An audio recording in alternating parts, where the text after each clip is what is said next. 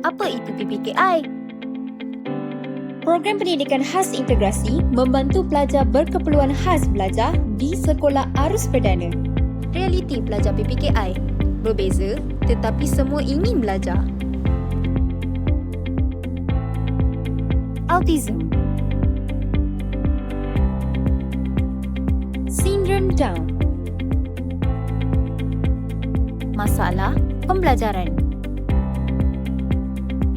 masalah pendengaran, pelajar lembam, cabaran pembelajaran mereka pada setiap hari. Tidak kenal huruf, tidak boleh membaca, mudah lupa, kelewatan pertuturan dan tingkah laku agresif. Guru berusaha tetapi pelajar masih di tahap yang sama. Perlu perhatian setiap individu. Masa terhad untuk habiskan silibus. Kaedah pembelajaran tradisional ambil masa.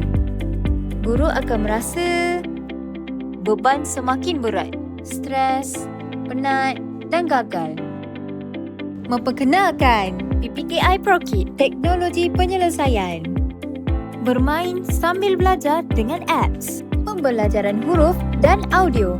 Kebaikan daripada apps, mengenal huruf besar dan kecil, menguatkan ingatan melalui visual dan pengulangan, permainan pengecaman kedudukan huruf. Kebaikan daripada apps, membezakan huruf yang hampir serupa, meningkatkan daya ingatan dan fokus.